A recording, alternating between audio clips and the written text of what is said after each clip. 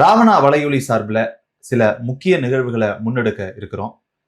அதற்காக உங்களுடைய பங்களிப்பை அளிக்க வேண்டும் என நீங்கள் நினைத்தீர்கள் என்றால் கீழே இருக்கக்கூடிய வங்கி எண்ணிற்கோ அல்லது யூபிஐ ஐடிக்கோ உங்களுடைய பங்களிப்பை தாராளமாக செலுத்தலாம். நன்றி. உலகெங்கிலும் உள்ள ராவணா பார்வையாளர்கள் அனைவருக்கும் வணக்கம். நான் ராகவேந்திரன் பன்னீர்செல்வம். ஏகாவுடன் ஏடிக்கு போட்டி நிகழ்ச்சிக்கு உங்களை அன்புடன் வரவேற்கிறேன். வணக்கம் ஐயா. வணக்கம் தம்பி. உடம்பு எப்படி இருக்கு? கொஞ்சம் கடும் காய்ச்சல் இருந்து வந்திருக்கிறீங்க. நம்ம முகத்தை பார்த்தாலே தெரியும். இருந்தாலும் நமக்கு பணி தான் முக்கியம்ன்றதுனால வந்துட்டோம். ஒன்றும் இல்லை, இன்னைக்கு வர வேண்டிய தம்பி வருண் வரல, வெளியூர் பயணம்னு நினைக்கிறேன். சரி, இவருக்கு பதில் இவர்னு போடுவாங்கல்ல டிவி சீரியல்களை, அது போல வருணுக்கு பதில் ராகவ் அப்படின்னு எப்படி இருந்தாலும் ஏடிக்கு போட்டியா பேசுறதுக்காக தானே. அவ்வளவுதான் அது விஷயம். முதல்ல நான் என்னுடைய பொதுவான கேள்வியிலிருந்தே போயிட்டு வரேன். இன்றைக்கு அதிமுகவுடைய பொதுச் செயலாளர் திரு எடப்பாடி பழனிசாமி அவர்கள் அமமுக பொதுச் செயலாளர் டிடிவி தினகரன் என்டிஏ கூட்டணியில இணைந்ததற்கு வாழ்த்துக்கள்னு சொல்லி வரவேற்பு நல்கியிருந்தாரு. அதற்கு இவரும் நன்றி தெரிவிச்சிருந்தார். இது நடந்ததுக்கு பிறகாக வரிசையாக, அதாவது திமுகவின் ஐடி விங்காகவே செயல்படக்கூடிய அளவுக்கு பல சேனல்கள், பிரதான செய்தி தொலைக்காட்சிகள்லாம் இருக்கிறது. அவர்களுடைய செயல்பாடு, இதற்கு முன்னாடி டிடிவி என்ன பேசினாரு, இபிஎஸ் என்ன பேசினாரு, இப்ப இவங்க இணைஞ்சிட்டாங்க பாருங்க அப்படின்னு போட்டிருந்தாங்க. அதை பார்த்துருப்பீங்க. என்ன இதுல இருந்து தெரியுது? நான் இப்ப உட்காந்து அப்படியே உள்ள உருட்டிக்கிட்டே இருந்தேன். பழைய நம்மளுடைய இதுல என்ன வந்திருக்கு முகநூல் பக்கம். கடந்தாண்டி இதே தேதியில நீங்க உட்காந்து பேசிட்டு இருக்கும்போது நீங்க தான் ஒரு பாட்டு எரிதடி மாலா கொஞ்சம் ஃபேனை போட்டு கூலான்னு சொல்லிட்டு ஒன்று சொல்லியிருந்தீங்கல்ல. அதை பார்த்தோன்னே எனக்கு சிரிப்பு வந்துடுச்சு. இது போன வருஷம் இதே தேதியில் ராகவ பாடின பாட்டு இன்னைக்கு பொருந்தது, ஞாபகத்துக்கு வந்து காட்டுது, இயற்கையே காட்டுது. எரிதடி மாலை பேனை போடுக்கோல. அந்த கட்சியில் பிரிஞ்சவங்க ஒன்றா சேர்றாங்க. உங்களுக்கு என்ன வந்தது? கேள்வி இதுதான். சரி, சம்மந்தப்பட்ட திமுகவுக்கு வயிறு எரியுது நியாயம். ஆனால் குடும்ப டிவிக்கு வயிறு எரியுது நியாயம். சன் நியூஸ் சொல்கிறீங்களா? ஏதோ ஒன்று அவங்க குடும்ப டிவிக்கு எரியுது, அவங்க எல்லாம் போட்டு தாக்குறான்னு நியாயம்னு. சரி, உங்களுக்கு என்னப்பா வந்தது? அதானிக்கும் மற்றதுங்களுக்கும் உங்களுக்குலாம் என்ன வந்து நீங்கள் ஏன் எரியுறீங்கன்ற? யார்? அம்பானி டிவி சொல்கிறீங்களா? அம்பானி அளவுக்கு வசதி ஆகிட்டாங்கன்னு நினைக்கிறேன். சரி, ஏதோ ஒன்று புரிஞ்சா சரி. சரி, எதுக்கு? நல்லா இருக்கட்டும். அவங்க எதுக்கு? உங்களுக்கு என்ன? நீ எதுக்கு இதெல்லாம் நீங்கள் ஏன் எரியணும்?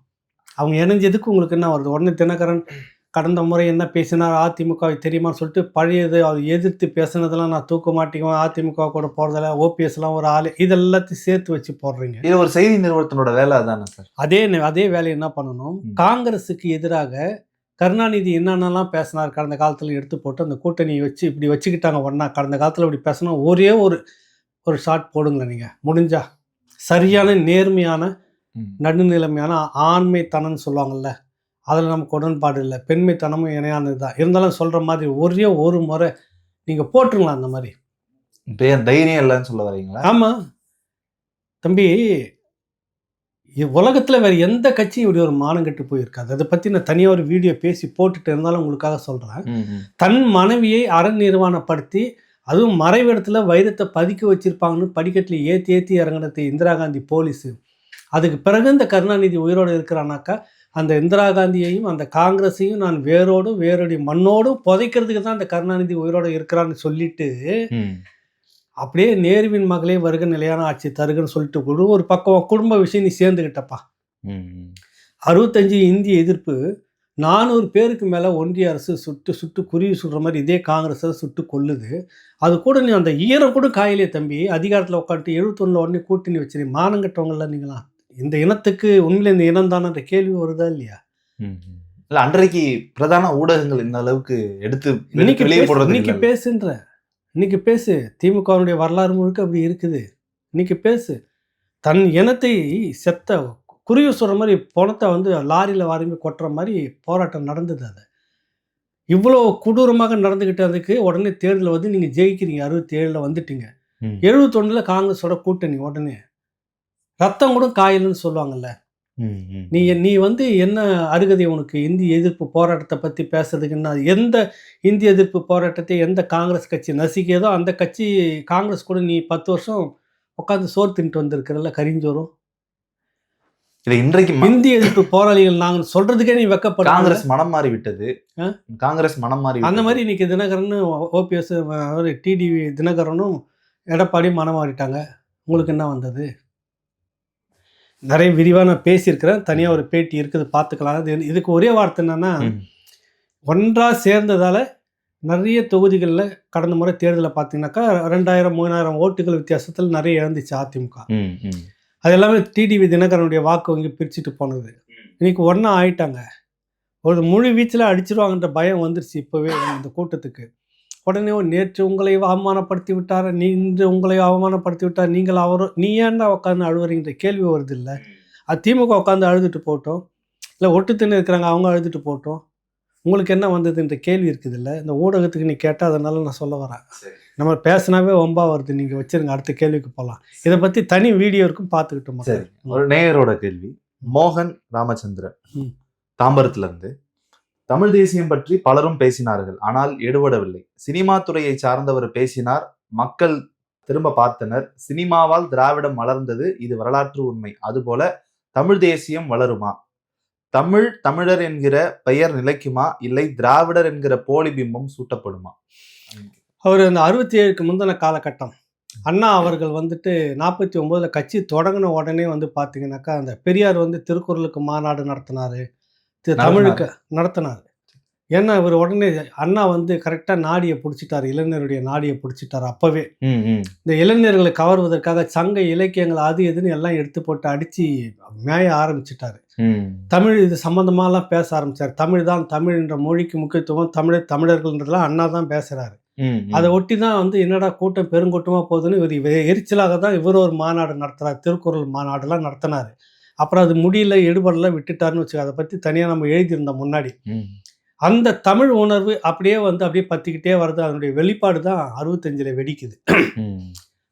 தமிழர்னு சொல்லி சினிமா மூலமாகவும் வசனங்கள் அங்கங்கே திணிச்சு நிறைய விஷயங்கள் டயலாக்லாம் வந்து உள்ளே கொண்டு வந்து அது வந்து பயன்பட்டது அன்னைக்கு.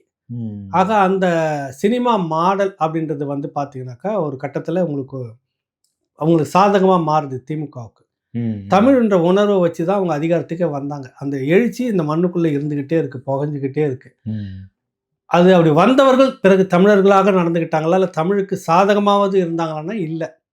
இன்னைக்கு கர்நாடகாவில் இருக்கக்கூடிய ஒரு அந்த மொழி பற்று இங்கே இந்த மண்ணில் உங்களுக்கு பின்னாடி வந்தவங்க அப்படின்னு சொல்லலாம்ல. திராவிட நாட்டிலேருந்து தானே பிரிஞ்சு போனாங்க. உங்கள் திராவிட நாடுன்னு ஒன்று கேட்டுட்டு இருந்தீங்களா, அது பிரிஞ்சு போன கேரளாவில் இருக்கக்கூடிய மொழி பற்று உங்ககிட்ட இல்லை, புரியுதில்லை. உங்களுக்கு ஆந்திராவில் இருக்கக்கூடிய மொழி பற்று உங்கள்கிட்ட இல்லை. இன்னும் சொல்லப்போனால் இங்கே 38க்கு முன்னாடி தான் 37 தான் தமிழ்நாடு தமிழருக்கு என்ற முழக்கம்லாம் வருது.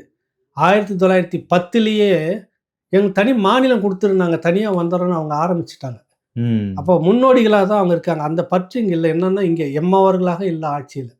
அவர் சொல்கிறார், இந்த திராவிடம் இப்படியே தான் இருக்குமா, தமிழ் தான் இருக்குன்னா, காலம் எல்லாத்தையும் இப்படியே பிரிட்டிஷ் சாம்ராஜ்யம் கூட தான் இருந்துக்கிட்டே இருந்துச்சுன்னு நினச்சிட்டு இருந்தோம்.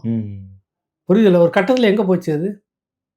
இல்லை, எனக்கு ஒரு கேள்வி. இல்லை, எங்கே போச்சு அது? அது இல்ல, அதாவது சூரியன் அஸ்தமனம் ஆகாத சாம்ராஜ்யம் சொல்லப்பட்டது. கடைசியில சுருங்கி போய் சின்ன யுனைடெட் ஸ்டேட்ஸ்ல முடிஞ்சு போச்சு. அது போல காலம் ஒரு நாள் யுனைடெட் கிங்டம்ல முடிஞ்சு போச்சு. காலம் ஒரு நாள் மாறும். இதுதான் நம்ம அவங்களுக்கு சொல்ல வரோம். மாறாததுன்னு ஒண்ணும் இல்லை. திராவிடம் ரொம்ப காலத்துக்கு அப்படியே கொடி பிடிச்சிக்கிட்டே இருக்காது. ஒரு காலத்துல அதை அடிச்சு நொறுக்கும்.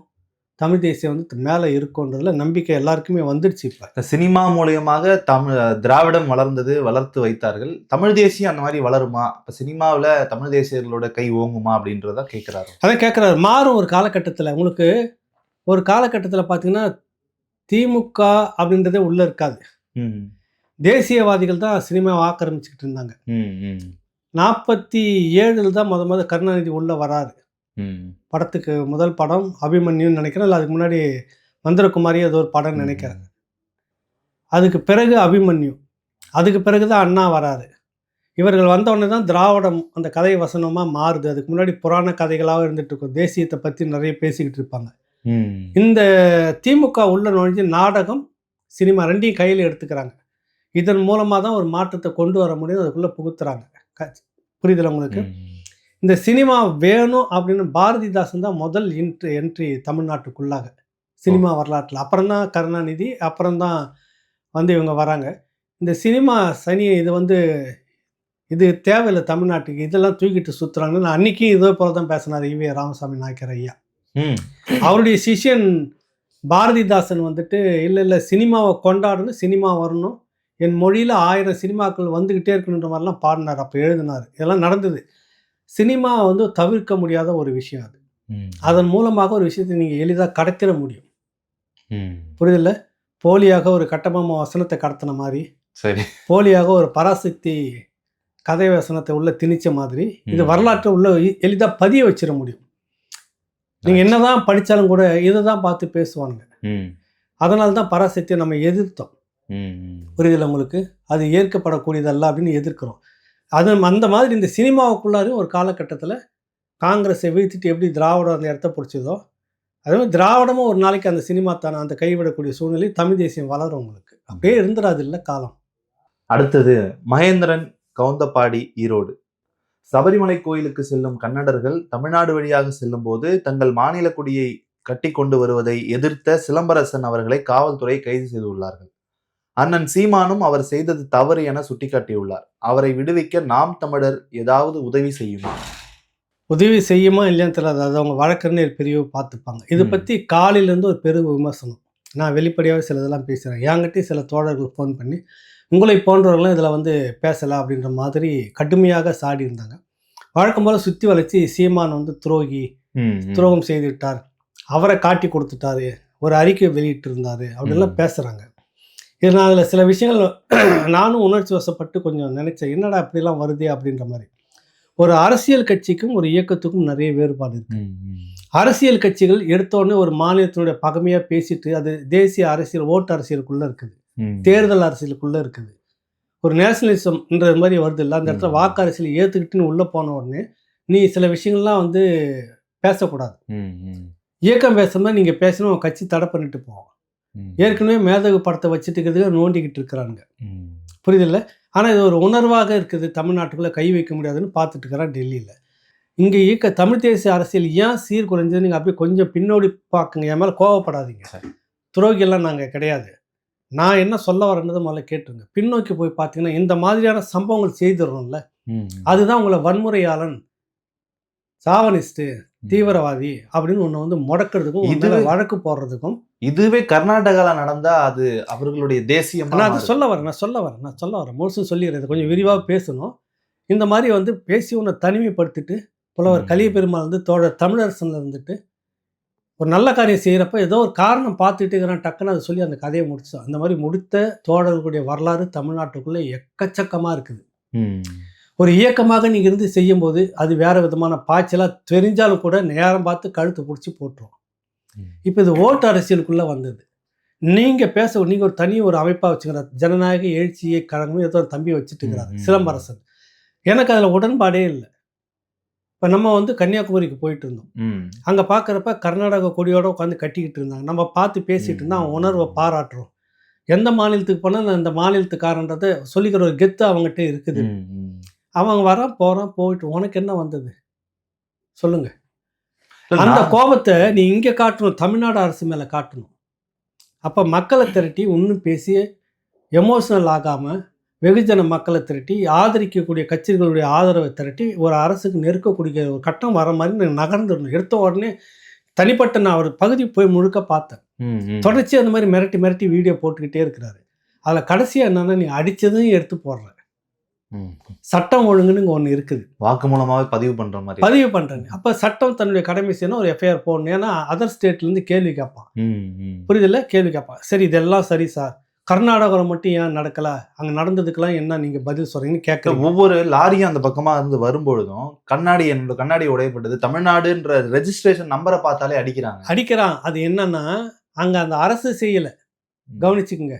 அரசு கண்டிக்குது, அரசு கூட வாட்டாள் நாகராசுன்ற மாதிரி தூக்கி வச்சுன்னு கொண்டாடுது. காரணம் அவன் அந்த மண்ணை சேர்ந்தவனா இருக்கிறாங்க ஆள்றான். இங்கே என்ன பண்ணுறான், நம்ம மேலே வழக்கு போட்டு நம்மள உள்ள தள்ளுறான். அதுதான் சிக்கல்னா, இங்கே நம்மவர்களா இல்லை. நீங்கள் அந்த அரசியலை புரிஞ்சிக்குங்க. தமிழ் தேசியம் பேசுகிற தம்பிங்க தயவு செய்து புரிஞ்சிக்குங்க.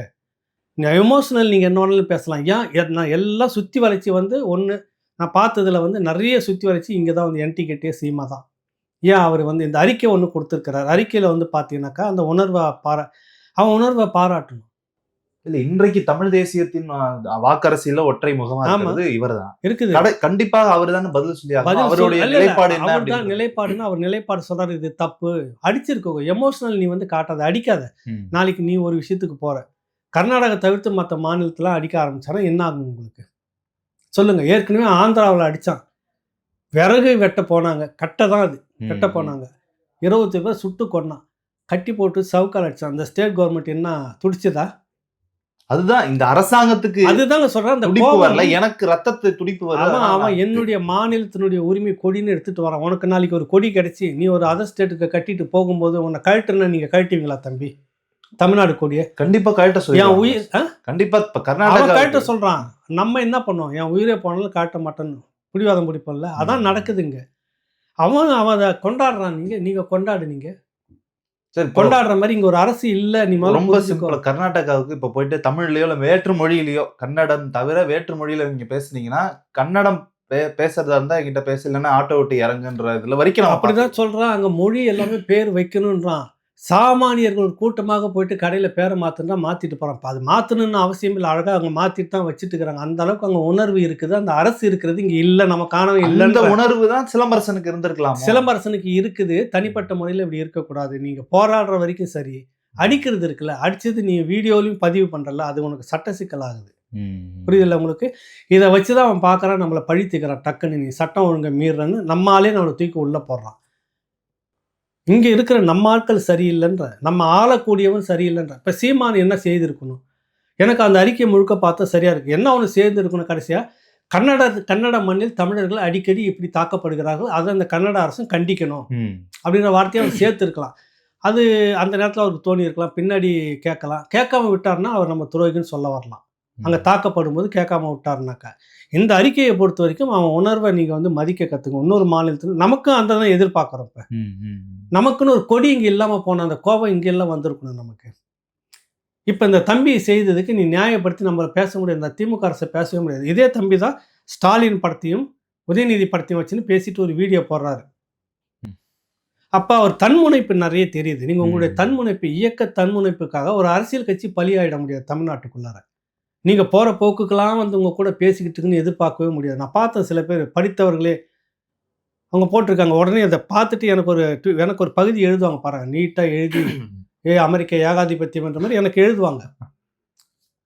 ஒரு இயக்கம், தனிப்பட்ட இயக்கம் போகிற அந்த வேகத்துக்கும் அந்த இதுக்கும் தான் தோண்டித்தனமாக செய்யக்கூடிய அந்த விஷயத்துக்கும் உணர்வு இருக்கலாம். அந்த உணர்வு நீ எப்படி பயன்படுத்தணும்? அடிச்ச சரி, அதை நீ வீடியோவே எடுத்து போடுற, அங்கே தானே பிரச்சனை உனக்கு. புரியுதுல உங்களுக்கு? அவன் கேட்குறான், இங்கே நம்ம அரசுக்கு துப்பு இல்லை, அப்படிப்பட்ட துப்பு இல்லாத ஒருத்தனை நம்ம வச்சுக்கிட்டு உட்காந்துக்கிறன்ற பொறுப்பு நமக்கு இல்லை கொஞ்சம் கூட. அந்த தம்பி நிலையா இல்லை. அவருக்கு தன்னிச்சையாக அந்த மாதிரி வராத வண்டியெல்லாம் மிரட்டி மிரட்டி போட்டுட்டு இருக்கிறதே பண்ணுறாரு. 2-3 பேர் அவரை ஒற்ற வயசுள்ள இயக்கத்தில் இருக்கக்கூடிய 2-3 பேர் ஃபோன் பண்ணி, இல்லைப்பா இந்த மாதிரி பண்ணக்கூடாது, தப்பு. நான் கூட பழனிக்கு இமய சரவணன் ஒரு தோழர் பதிவு போடுறாரு. நான் பழனிக்கு இந்த மாதிரி கர்நாடக கொடியோட வந்தேன். என்னன்னு கேட்டேன். எங்கள் மாநில கொடியினாங்க, நல்லா வாழ்த்துக்கள். நீங்கள் கன்னடன்னு சொல்லிக்கிறீங்க, பெருமையாக அப்படியே சொல்லிக்கிங்க. கொஞ்சம் பேர் இங்கே வந்துக்கிட்டு வேறு மொழியிலேருந்து வந்துட்டு இங்கே நாங்கள் தான் தமிழெல்லாம் சொல்லிங்கிறாமான்னு பேசிட்டு எங்களுடைய திருக்குறள் புத்தகத்தையும் இன்னொன்று நான் கொடுத்தேன், வாழ்த்தினேன். கட்டி பிடிச்சிட்டு என்னை போனான். இப்படி நீ மாற்ற அவன் உணர்வை மதி. அதே நேரத்தில் உன்னுடைய குறைகளை அவங்ககிட்ட சொல்லு. இதுதானே ஒழி. நீ வன்முறையை நீ கையில் எடுத்துட்டோன்னு அது என்ன ஒட்டுமொத்தமாக இப்போ எதிரியெல்லாம் நமக்கு பேசுறதுக்கு இடம் கொடுத்துட்டானா?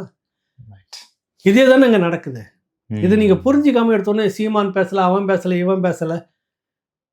வேல்முருகன்ட்ட போனால் வேல்முருகன் எப்படி வேல்முருகன் கூட இதில் என்ன செய்ய முடியும்? வன்முறை நியாயமானதுன்னு சொல்லுவார் அவரு?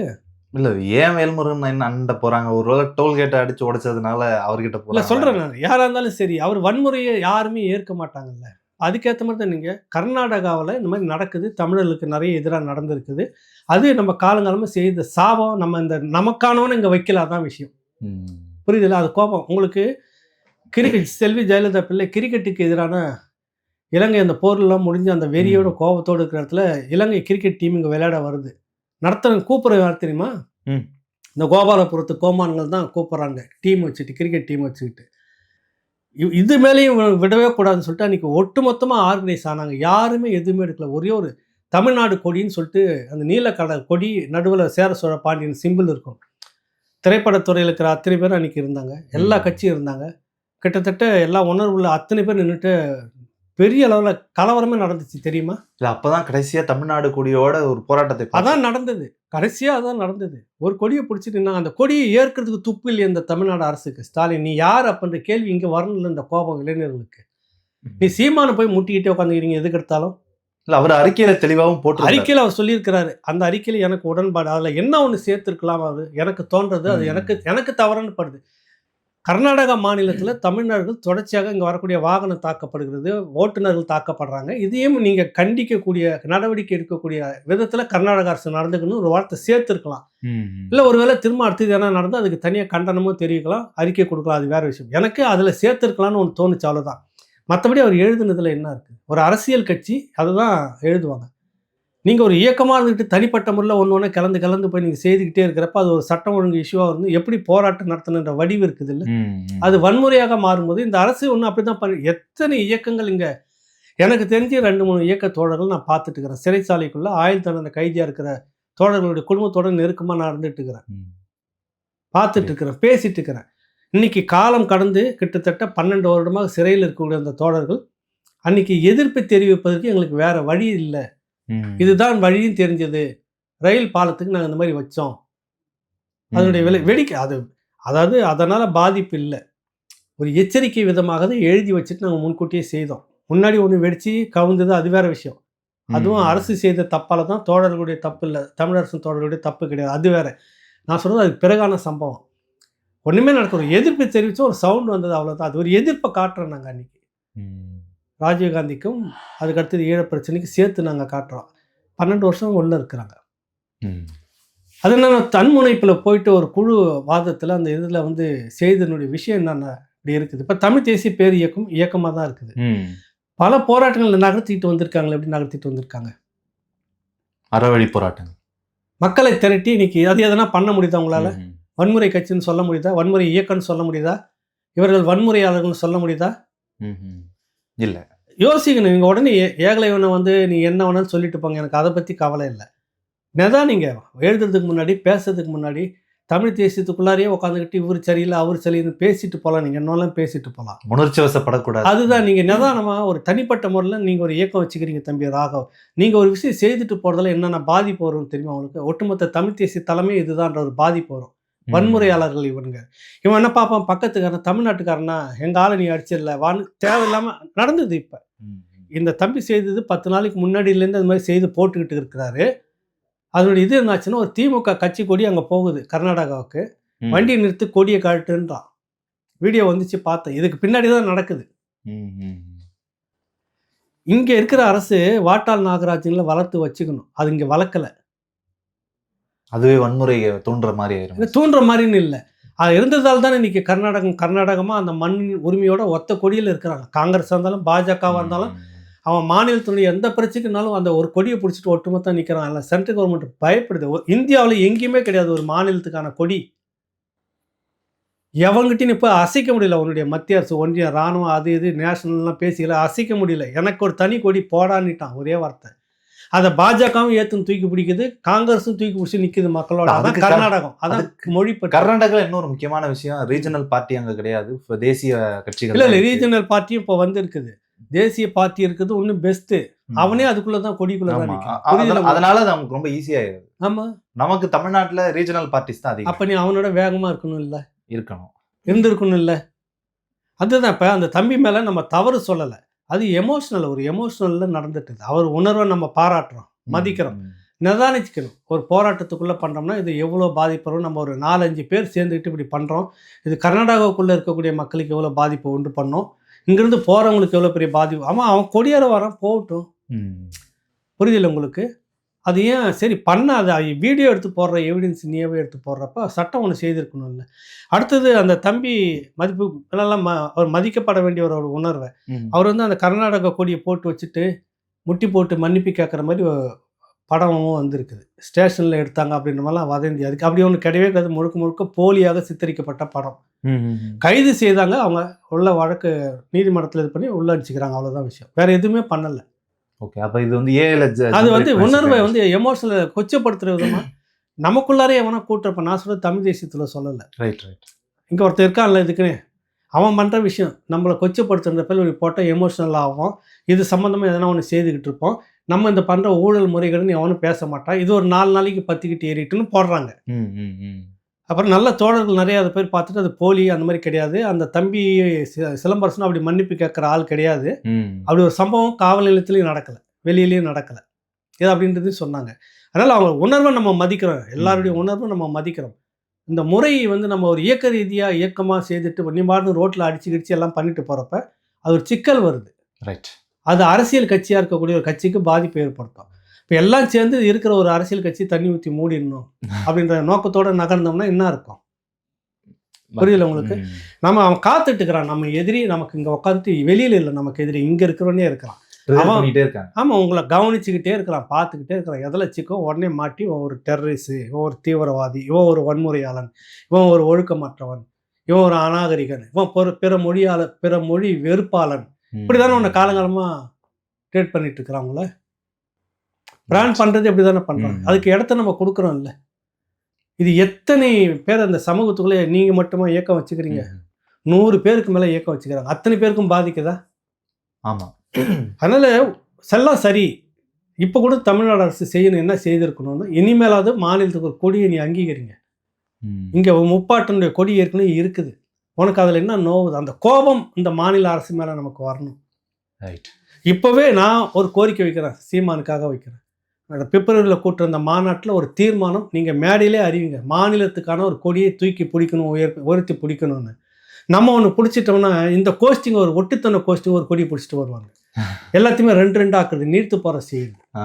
இந்த அயோக்கியத்தனம் இங்கே ஒழியணும். கருப்பு கொடி கொண்டு வந்துடுவாங்க. ஏதோ ஒரு இழவெடுத்த கொடி கொண்டு வந்து வச்சுட்டு இதுதான் தமிழ்நாட்டினுடைய கொடி, சித்தரியா தையா, நீ நிலையா இருக்காது, நீ 2 குழப்பிக்கிட்டே இருங்க. இதுதான் இவங்க திராவிடம் பண்ணுற சூழ்ச்சி. இதுதான் அங்கே அந்த மேடையில் மாநாட்டில் சீமான் அறிவிக்கணும், தமிழ்நாட்டுக்குன்னு ஒரு கொடி வேணும். எல்லா மாநில பிரச்சனையும் இந்த கொடி பின்னணியில் தான் எல்லாரும் இணைஞ்சு பேசணும். திராவிடம் இருக்கிற வரைக்கும் ஒருத்தனை இணையவே விடாது தம்பி. தமிழ்னா ஒரு இனமாக நீ வராது. அங்கே பிற மொழியால் இருக்க தமிழ் மக்களே அங்கே போய் தண்ணி கொடுக்காதீங்கன்னு கர்நாடகத்துக்கு கூட நின்று இந்த கொடியை பிடிச்சிட்டு போராடுன்னு நான் பார்த்துருக்கேன். தமிழ் மக்கள் இருக்காங்களா, ஒரு கோடி மேலே இருக்கிறாங்க.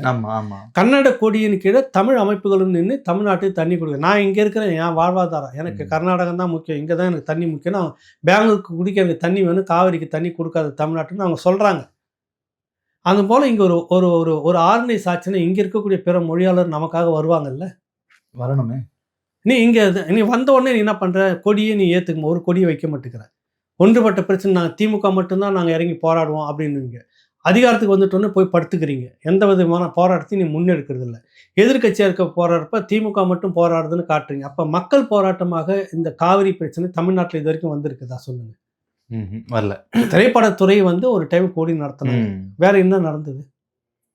அப்போ ஒரு கொடியை நீ வச்சுட்டுனா கன்னடர்கள், பாஜக, காங்கிரஸ், ஒன்று மற்ற கட்சிகள் அத்தனையுமே ஒரு கொடியை பிடிச்சின்னு தான் எல்லையில் நிற்கிறான்.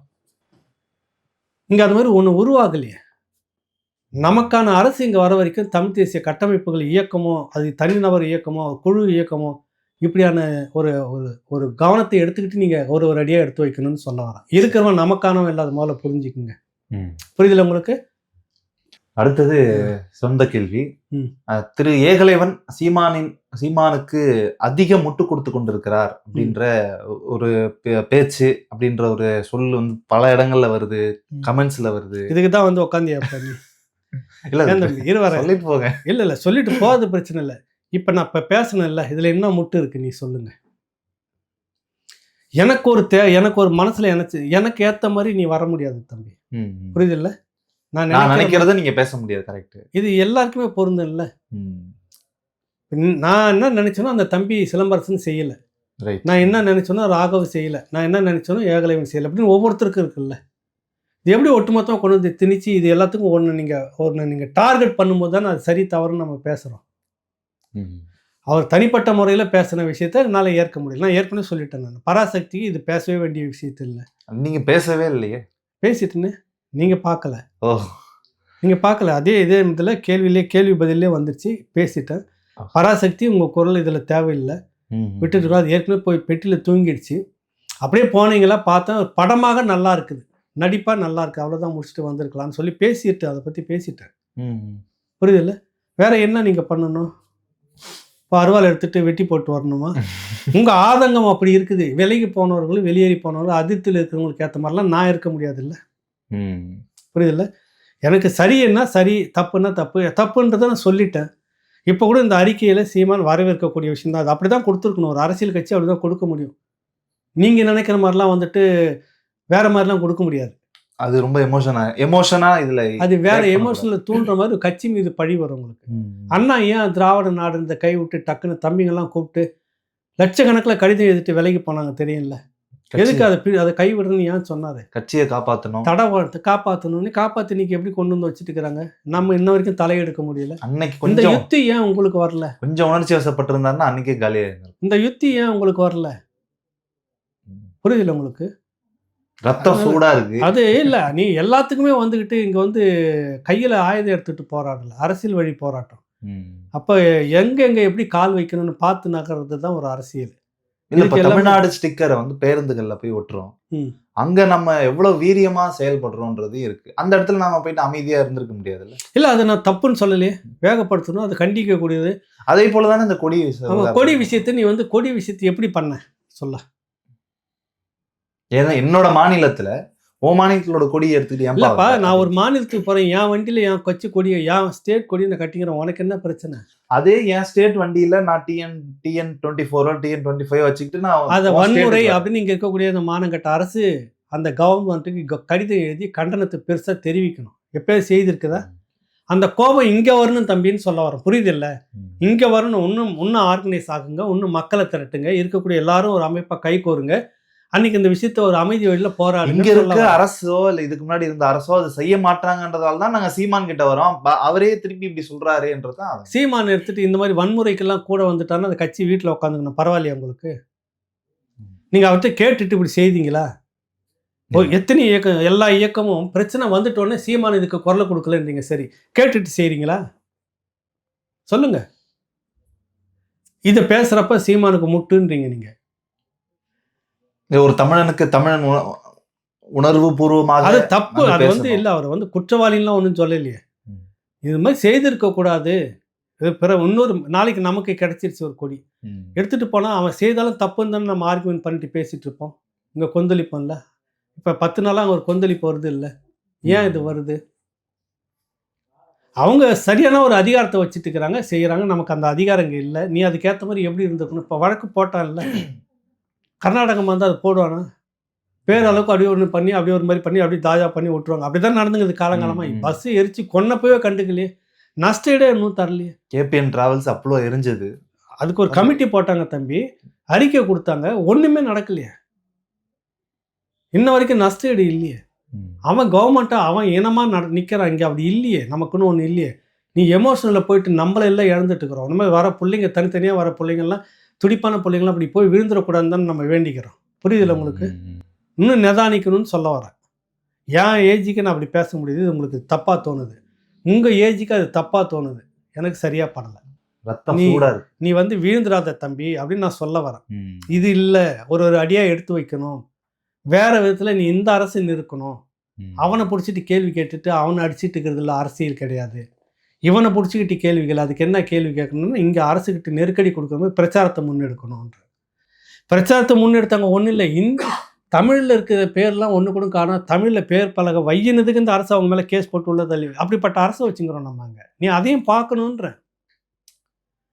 இந்த கோபம் சீமான் நம்ம கேட்குறீங்களா? இந்த அரசு எப்போலாம் கேட்டிருக்கீங்களா? ஒரு ஆர்கனைஸ் பண்ணி ஒட்டு மொத்தமாக சேர்ந்து ஒரு 1000 பேருக்கு மேலே இந்த மாதிரியான இந்த அரசு மேலே ஒரு அதிருப்தியாக எழுதுறப்ப எவ்வளோ இதுவாக இருக்கும். அரசு செய்ய மாட்டேங்குதுன்றதால தான் இவர்கிட்ட வரும். அதே மாதிரி இவர் செய்ய முடியாதுப்பா, அரசு கிடையாது. இவர் கோரிக்கை வைக்கலாம், போராடலாம். அந்த விதத்தில் போயிட்டு இருக்கிறப்ப இப்படி ஒரு சம்பவம் நடந்துட்டு வந்த பிற்பாடு என்ன பண்ண முடியும் சொல்லுங்க? நீங்கள் காட்டி நீ வந்து இப்படி செய்து துரோகம், நீ குற்றவாளி அப்படின்லாம் சொல்லல. செய்திருக்க கூடாது தம்பி. குறைந்தபட்ச குரல், அவ்வளவுதான். குறைந்தபட்ச ஆதரவு குரல் வந்து குறைந்தபட்ச ஆதரவு குரல். இந்த விஷயத்தெல்லாம் பண்ணோம்னா நாளைக்கு வன்முறை நீங்க ஆதரிக்கணும்னு கூட இருக்க இந்த கட்சிகள்லாம் கேள்வி கேட்கணும்னு பதில் சொல்லுவீங்க. தமிழ் தேசியத்தில் இருக்கிற இயக்கமா இருக்கிற எனக்கு பிரச்சனை இல்லை, கட்சி நடத்துறவனுக்கு அந்த பேர் வரப்ப நீங்க என்ன பதில் சொல்லுவீங்க சொல்லுங்க? வாங்க, உங்க இன்னும் என் மேல நிறைய தோழர்கள் அதிர்த்து இருக்கலாம், கோபமா வரலாம். வாங்க உட்காந்து நான் நிதானமா பேசுவோம். வாங்க, நீங்களும் பேசுங்க. வாங்க, இது இல்ல bro. சீமான் மட்டும் நான் சொல்ல வரல. தப்பு. சீமான் இடத்துல வேற ஒருத்தர் கட்சி வச்சிருந்தாலும் அதுதான் நான் சொல்ல வரேன். புரிஞ்சுக்குங்க அதை. சீமான் இடத்துக்கு நாளைக்கு அப்படியே பாரிசாலன் வளர்ந்து இப்படி ஒரு பெரிய ஆர்கனைசர் பார்ட்டி வச்சுக்கிறப்போ இந்த சிக்கல் வரும், வேணாம் பாரி அப்படின்னு தான் நான் சொல்லுவேன். ராகவ் நாளைக்கு ஒரு பெரிய தமிழ் தேசிய கட்டமைப்பு அரசியல் கட்சியாக நாளைக்கு உருவாக்கி வச்சுங்கிறப்ப இப்படி ஒரு சம்பவம் வந்து நீ இதுக்கு வந்து ஆதரிக்கிற மாதிரி சொன்னீங்கன்னா இது தப்புன்னு நான் தான் சொல்லுவேன். ராகவ் இது தப்பு, இந்த அரசியல் நம்ம ஒரு இந்த கட்சி இது ஒரு அரசியல் நீரோட்டத்துக்குள்ள இது வந்து உன்னை தனிமைப்படுத்துவான்னு நான் சொல்லுவேன். புரியுதில்ல உங்களுக்கு? நீங்கள் பாட்டுன்னு ஒரு பக்கம் செய்கிறீங்க, பிரச்சனை வந்துட்டோடனே சீமான் வந்து இதுக்கு வரலன்னா எப்படி? இது எனக்கு புரியலையே. ஒரு ஆர்கனைஸாக அவரை கேட்டுக்கிட்ட போராட்டம் பண்ணுறோம், நடத்த முடியாது, அப்படி இருக்கவும் முடியாது. அது சரியில்லை, எனக்கு சரியில்லைன்னு தான் நான் ஒரு இயக்கமாக நான் வச்சுட்டு தமிழ்நாடு ஸ்டிக்கர் ஒட்டும் போது அவரிடம் எதுவும் கேட்கல, அது தன்னிச்சையாக ஆமாம் நடக்குது. அது கட்சி தோழர்களே பண்ணாங்க, என்டிகே தோழர்களும் பண்ணாங்க, அது இல்லாத ஆட்களும் பண்ணாங்க, நிறைய தமிழ் தேசியர்களும் பண்ணாங்க, எல்லாமே பண்ணாங்க. அது கண்டிக்கக்கூடியது, அதுதான் போராட்டம். அது அவங்கள வந்து வழக்கு போடுறாங்களே, அது இந்த அரசு கண்டிக்கிறது. அந்த குரல் கண்டிப்பாக வந்துச்சு, அங்கே சீமான் கிட்ட வந்தது. தமிழ்நாடு பேர் வைக்கணும், இப்போ ஸ்டிக்கர் ஓட்டுறாங்க, அது போராட்டம், அது வந்து வன்முறை இல்லையே. நம்ம மேலே கைது பண்ணி உள்ள வைக்கிற இந்த அரசு வன்முறை தான் நம்ம அப்போ பேசுகிறோம். அது எல்லாருமே தான் போடனாங்க, சீமான் மட்டுமே போடுறல. தமிழ்நாடு ஸ்டிக்கர் எல்லாருமே வச்சுட்டு ஸ்டிக்கர் ஓட்டினாங்க, கரெக்டாக? ஆமாம் ஆமாம். அப்போ அது நம்ம தப்புன்னு சொல்லலையே, அதை வரவேற்றலாம் நம்ம. ஆனால் அவர் உணர்வை மதிக்கிறான், தப்பு இல்லைன்னு சொல்ல வரல. உனக்கு ஒரு தன்முனைப்பு இருக்குது, ஒன்று நீங்கள் வெளிப்படுத்திக்கணும், பேர் வரணுன்றதுக்காக தொடர்ச்சியாக அவருடைய முகநூல் பக்கம் முழுக்க அதான் பண்ணிக்கிறார். கர்நாடகா கொடிக்கடியை வந்து பண்ணுறது, மறிக்கிறது பண்ணுறது. அவன் கட்டிக்கிட்டு வரான்னு உங்களுக்கு ஏன் எரிச்சல் ஆகுது? நீங்கள் தமிழ்நாட்டுக்குள்ளே கட்டிட்டு சுற்றிட்டு வாங்க, இங்கே மறிக்கிறாங்கன்னா பாருங்கள், தமிழ்நாட்டுக்குள்ளே போங்க, கர்நாடகாவுக்குள்ளே போங்க, மறிச்சாங்கன்னா இங்கே சொல்லுங்கள். அது ஒரு வரட்டுமே வெளியில். புரியுதில்லை? இப்போ உங்களுக்கு பெங்களூரில் இருக்கக்கூடிய தமிழ் தேசிய தளத்தில் இருக்கக்கூடிய தம்பிங்க தான் ஸ்டிக்கர் தமிழ்நாடுன்னு ஒட்டுறாங்க. அப்படியே அங்கே எல்லாமே வருது, பற்றிக்கிட்டு வருது. நீங்கள் ஒன்று தொடங்குங்க, அப்படியே அமைதி வழியில் அடிச்சா அடிக்கட்டும், அப்புறம் இங்கே எல்லாமே விஷயம் வெளியே வந்திருக்கும்ல. அந்த யுத்தியை கையாளுங்கன்ற. தன்முனைப்போடு தான் நடந்திருக்கு அப்படின்றது ஒரு தன்முனைப்பு இல்லை, அது ஒரு ஆர்வத்தில். நல்ல நல்ல சிந்தனை, நல்ல எண்ணம் உள்ள நிறைய தம்பிகள் இந்த மாதிரி தான். அது நீங்கள் இழந்துடாதீங்க தம்பி, விழுந்துடாதீங்கன்றதுக்காக தான் அந்த அக்கறையில் நான் சொல்கிறேன்.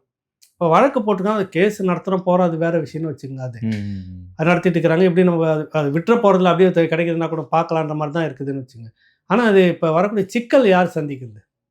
உணர்ச்சி வசப்பட்டு எந்த ஒரு திட்டமிடுங்க, எமோஷனல் ஆகாதீங்க, அதான் நான் சொல்ல வரேன். இல்லை, அந்த அறிக்கையில் நான் பார்த்ததுமே இன்னொன்று, அவருடைய மாநில கொடிக்கு நாம மதிப்பளிக்கணும், அது அவர்களுடைய உரிமை, அவங்க எங்கே வேணால் அந்த கொடியை கட்டிக்கிட்டு. எனக்கு ஒரு கொடி நாளைக்கு வந்துருச்சு, ஏதோ ஒரு மாற்றம் வந்து நாளைக்கு எடப்பாடி வராது, இவன் நம்ம பேசி முடிச்சு ஒரு மாநில கொடின்னு அறிவிக்கிறாருன்னு வச்சுக்கோங்களேன்.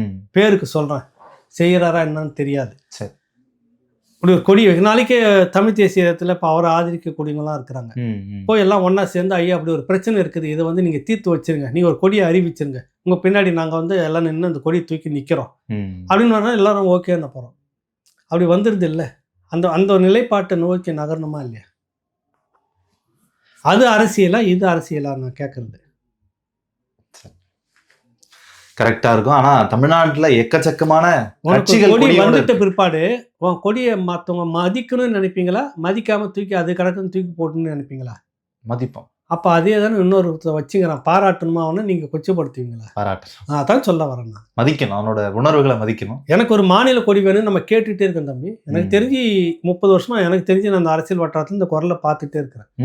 வரும்போதெல்லாம் தமிழ் தேசியர்கள்லாம் சேர்ந்து ஒரு கொடியை கொண்டுட்டு வருவாங்க, உடனே திராவிடம் அதுக்கு போட்டியாக அவனு கொண்டு வரும், மீசியை முறுக்கிக்கிட்டு எல்லா வேலையும் பண்ணும். அது புரிதல் உங்களுக்கு? நீர்த்து போயிடும். அப்படியே திரும்ப ஒரு எமோஷனல் நேரத்தில் இது மாதிரி மாநில கொடியின் கீழே எல்லா கட்சிகளை விட்டுட்டு ஒன்றா வரணுன்றப்ப திரும்ப ஒரு போட்டி மீசியை முறுக்கிக்கிட்டு ஒன்று வந்து நிற்கும், ஒரு கொடி. இப்படித்தான் நடந்துக்கிட்டு இருக்குங்க. அப்போ உனக்கு ஒரு கொடி கிடைச்சிட்டா அந்த கொடியை மதிக்கணுன்ற எண்ணம் வருமா வராதா? உறுதியாக வரும். அது திராவிடம் இருக்கிற வரைக்கும் வராது நமக்கு, அதான் சிக்கல், வர விடாது. அதை தாண்டி நான் அரசியல் வந்து ரொம்ப மேம்போக்காக நடத்தக்கூடாது, ஆழமாக நடத்தணும், ஒரு அடியாக எடுத்து வைக்கணும்னு சொல்ல வரேன் நான். சரி, அடுத்து ஒரு நேயரோட கேள்வி. ராஜரத்னம் எஸ்பி, வணக்கம் ஐயா, நான் பி ராஜரத்னம், ஜெர்மனி. ஐயா, நீங்கள் கூறியிருந்தீர்கள் அண்ணன் சீமான் அதிமுகவுடன் பேச்சுவார்த்தை நடத்தப்படுகிறது என்று. அது உண்மையானால் புரட்சி தலைவர் எம்ஜிஆரை விமர்சித்த நாம் தமிழர் எப்படி அதிமுக மேடையில் சாத்தியமா அப்படின்னு கேள்வி. எப்ப சொன்னீங்க நீங்க? அது ஆதன் டிவியில் பேட்டியில் வந்து இவர் பலமுறை சொல்லியிருக்கிறார் சில கட்சிகள் என்னோட பேசினதுன்னு. ஒரு நிகழ்ச்சி 2 நாளைக்கு முன்னாடி பண்ணும்போது கூட அன்னைக்கு காலையில வந்து என்கிட்ட பேச்சுவார்த்தைக்கு வந்தாங்க. 10 நிமிஷம் பேசணும் அப்படின்னு. வேணான்ட்டு வந்துட்டான் ஐயா அப்படின்னாரு. சரி சரி சீட்டு பேரம் தான் பேசுறாங்க. சரி. வேற வந்து வழக்கமா எல்லா கட்சியும் பேசுறது தான் அது. அதை சொல்லியிருந்தேன். அதை வச்சு உடனே அவர் கூட்டணி சேர்ந்து விட்டார் நினச்சிக்கிட்டு எம்ஜிஆர் விமர்சிச்சாக்கா எப்படி திரும்ப போய் கூட்டணிகள் வேறு ஏதோ போய் சேர்றோன்னு சொன்ன மாதிரியும் அவங்க வந்து நாங்கள் சேர்த்துக்கிறோன்னு சொன்ன மாதிரி அப்படி இல்லை. பேச்சுவார்த்தை நடந்தது. எல்லாருமே பேசுவாங்கல்ல எலெக்ஷன் நேரத்தில். புரியுதில்ல? இப்போ நீங்கள் ஒரு பெரிய அமைப்புன்னு வச்சுக்கிட்டு இருந்தாவே உங்களை கூப்பிட்டு ஆதரவு லெட்டர் கொடுன்னு கேட்டு வாங்குவாங்க. புரியல கட்சிகள். ஏன்னா சார்ந்து ஏதோ சில ஆயிரம் ஓட்டுகளாவது வரும்ல. உங்கள் ஆதரவு கடிதம் பார்த்தீங்கன்னா ஒன்று நெருங்குறப்ப நாங்கள் இதை இந்த கட்சியை ஆதரிக்கிறோம், அந்த கூட்டணி ஆதரிக்கிறோன்னு போய் சங்கங்கள் சார்பாக கடிதம் கொடுத்துன்னு கூட நின்று ஃபோட்டோ எடுத்து போடுவாங்க. அதில் சில ஆதாயம் இருக்கும். அப்படி இருக்கிறப்ப இந்த ஒரு 8% இருக்கிற கட்சிக்கிட்ட பேச்சுவார்த்தை நடத்துவாங்களா மாட்டாங்களா? உறுதியாக நடத்துவாங்க. அதுதான் சொல்ல வந்தேன். அதை சொல்ல வந்தேன் நான். அது உடனே எப்படி அவர் சேருவார்னு சேரலாம் மாட்டாருன்னு எனக்கு தெரியல. அப்படியே சேர்ந்தாலும் எம்ஜிஆர் விமர்சனம் பண்ணான்னாக்க சேரக்கூடாதுன்னு இருக்குதான்னு இதை விட மோசமாக விமர்சனம் பண்ணிட்டவங்களாம் சேர்ந்துருக்கிறாங்களே. அவர் நோக்கம் சேரணுன்றாரா சேரக்கூடாதுன்றாரான்னு தெரியல. பார்க்கலாம் அதை. சரிங்க. அடுத்து இப்போ நீங்கள் செய்தி தொலைக்காட்சிகள் எல்லாமே பார்த்துருப்பீங்க. நீங்கள் 30 ஆண்டு கால அனுபவத்தில் எந்த தேர்தல்லையாவது இவ்வளவு அதிகமான விவாதங்கள், அதிக அரசியல் மேடைகள்லாம் இந்த வட்டமேசை விவாதம் அந்த மாதிரியான இதெல்லாம் பார்த்துருக்கீங்களா? நான் 2021 தேர்தலையும் பார்த்துருக்கேன், 19 பேனா வச்சிருந்தேன் காணமே. சரி சொல்லுங்க, நீ கேள்வி சொல்லுங்க. குறிச்சிக்கிறதுக்காக கேட்டேன் பேனாவா, சொல்லுங்க. ஓ 2026 தேர்தலுக்கு முன்பாக ஒரு மாதத்துக்கு ஒரு சேனல்ல ஒரு மாசத்துக்கு 2 நிகழ்ச்சியாவது இந்த மாதிரி நடந்துருது. இது ரொம்ப ஆச்சரியமா இருக்கு. அதாவது 2 விஷயமா நீங்க பார்க்கலாம். இன்னைக்கு இருக்கக்கூடிய சூழ்நிலை வந்து என்னன்னா, இந்த ஊடகத்தில் வந்து ஏதாவது ஒன்று பேசிட்டு இருக்கிறப்ப மக்கள்கிட்ட போய் சேரணும் கருத்துன்றதுக்கு ஒரு விவாதத்தை உருவாக்கணும்னு ஒரு புது யுக்தி. நீங்க சொல்றதுக்கு முந்தின காலகட்டம் அந்த பேனா இல்லைங்க. ஓ அந்த பேனா புரியுதுல்ல? இப்ப பேனா இருக்குது. பல கோடிகளை வந்து இறக்குது அதுக்குன்னு. நம்ப மாட்டீங்க, ஆயிரக்கணக்கான கோடிகள் அதுக்குன்னு பட்ஜெட் ஒதுக்கி பணத்தை வாரி இறைக்குதுன்னு ஒரு உருவாக்கத்தை ஒரு இதை நெரேட்டிவ் செட் பண்றது, உருவாக்குறது. திடீர்னு ஒரு பொய்யை உருவாக்கி வெளியில பரப்ப விடுறது, அதுக்குன்னு ஒரு பெரிய தளங்களை செட்டப் பண்றது, டக்குன்னு ஒரு விவாதத்தை 4 பேரை கூப்பிட்டு விவாதம் வைக்கிறது. இப்படிலாம் வந்து நிறைய நடந்துகிட்டே இருக்குது. புரியுதுல்ல உங்களுக்கு? இதுக்கு முந்தின காலகட்டத்தில் இந்த மாதிரிலாம் நடக்கவே இல்லை. பிரச்சாரம் நடக்கும், பின்னாடி போயிட்டு இருப்பாங்க. அப்புறம் லைவ் வந்துட்ட காலகட்டத்தில் லைவ் பண்ணாங்க, எல்லாம் ஓகே. இந்த மாதிரி இவ்வளோ அதிகமான, அதுவும் இந்த நடக்கிற விவாதங்கள்லாம் பார்த்தீங்கன்னா கிட்டத்தட்ட யாருக்கு ஆதரவாக நடந்துட்டு இருக்கு? ஆளுங்கட்சிக்கு ஆதரவாக. நடுநிலைன்னு தான் ஆரம்பிக்கிறாங்க எல்லா சேனலும். நான் சொல்றது யூடியூப்ல நிறைய சேனல் இருக்குது. அதுக்கு உடனே பார்த்தா ஒரு இன்டர்வியூ சொல்ல வந்து உட்காராங்க. நம்ம கூப்பிட்டா எவனும் வரமாட்டிருக்கான். இப்ப தமிழ் தேசியம், இப்ப நாம் தமிழர் கட்சிக்குன்னு ஒரு இதை சொல்றான். அவங்க என்ன கோவிச்சுக்கனாலும் கோவிச்சுக்கிட்டோம். குறிப்பிட்ட சேனல் எங்களை புறக்கணிச்சிருச்சு, எங்க கருத்து முழுசும் வைக்கல அப்படின்னு புலம்பி நீங்க தான் பதிவு போடுறீங்க. எங்களுக்கு முக்கியத்துவம் கொடுக்கலன்னு பதிவு போடுறீங்க. பேருக்கு உங்களை கூப்பிட்டு வச்சுட்டு உங்களை நொக்கி அனுப்புறாங்க அப்படின்றதும் புரிஞ்சு பதிவு போடுறீங்க. அந்த முழு தகவலை சொல்ல விடாம மற்ற எல்லாம் பேச வச்சுட்டு உங்களை டம்மி ஆக்கி அனுப்புறது நடக்குது. எதுக்கு அப்புறம் தேடி போய் அங்கே உட்காந்துட்டு இருக்கிறேன் சொல்கிறேன். நாம் தமிழர் கட்சி யாருன்னு நான் கேட்குறேன். அவங்க என் மேலே கோச்சிக்கிட்டாலும் பிரச்சனை இல்லை, எனக்கு அதால் ஒன்றும் கிடையாது. என்னத்துக்கு உங்களுக்கு? ஏன் உங்களுக்கு சமூக வலைத்தளம் இல்லையா? மக்கள்கிட்ட தானே. இப்போ இது வரைக்கும் நீங்கள் இந்த டிவி ஆதரிச்சு தான் நீங்கள் வளர்ந்தீங்களா இத்தனை வருஷமா? சொல்லுங்க. ஒவ்வொருவரும் ஒரு ஊடகம்னு சொல்லி ஒரு ஊடகத்துலேருந்து உங்களுக்கு 8% 1லேருந்து 8 வந்துச்சு. இந்த டிவி விவாதம் நடத்தி தான் உங்களுக்கு ஓட்டு வாங்கி கொடுத்துச்சா? மக்கள்கிட்ட போனார் சீமான். ஒவ்வொரு வேட்பாளரும் மக்கள்கிட்ட போங்க. நீங்களே ஆயுதமா சமூக வலைத்தளம் ஒவ்வொருக்கிட்டையும் நீங்கள் செல்போன் இருக்குது. ஏன் நீ அங்கே போய் உட்காந்துக்கிட்டு என்னை வந்து வாழை வெட்டிட்டான், கையை வெட்டிட்டான், அவமானப்படுத்திட்டான், திரும்ப அங்கே தான் உட்காந்து நம்ம கூப்பிட்டா வரமாட்டாங்க, யோசிப்பாங்க. புரியுதில்ல உங்களுக்கு? அங்கே தான் வீம்பெல்லாம் வரும், அங்கே வராது அந்த வீம்பு உங்களுக்கு. நீங்கள் முதல்ல திருந்துங்க. அதிமுக புறக்கணிப்பு பண்ணிச்சு ஊடகத்தில் பார்த்தீங்கன்னா. ஒரு 2 ஆண்டுகளாக போகவே இல்லை. இப்போ கூட சார்பாக தான் போகிறாங்க. புரியுதில்ல உங்களுக்கு? ஆமாம், வழக்கறிஞர், அரசியல் மெயின் டீம் ஒன்றும் போகவே இல்லை, புறக்கணிச்சாங்க. இவங்களை எக்ஸ்போஸ் பண்ணாங்க. இந்த கூட்டம் முழுக்க இந்த திராவிட கும்பல் ஒட்டுத்திணிகளாக தான் மாறி இருக்கு ஊடகம்னு எக்ஸ்போஸ் பண்ணிச்சு அதிமுக. நீங்க ஏன் பண்ண மாட்டேங்கிறீங்க? வரணும், கண்டிப்பா நிறைய மாற்றங்களை கொண்டுட்டு வரணும். அதை நம்ம சொல்றோம். அவங்க தப்பா பட்டுச்சுன்னா நம்ம ஒன்றும் பண்றதுக்கு இல்லை, அவ்வளவுதான் சொல்ல வரேன். சரிங்க.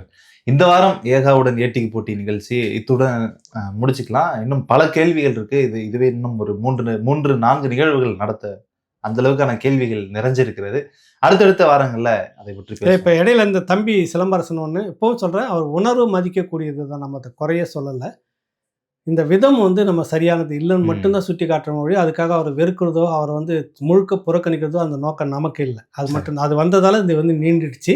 சரி. நம்ம அடுத்ததுல நிறைய கேள்விகளை உள்வாங்குவோம். நன்றி, வணக்கம். நன்றி, வணக்கம் ஐயா. வணக்கம்.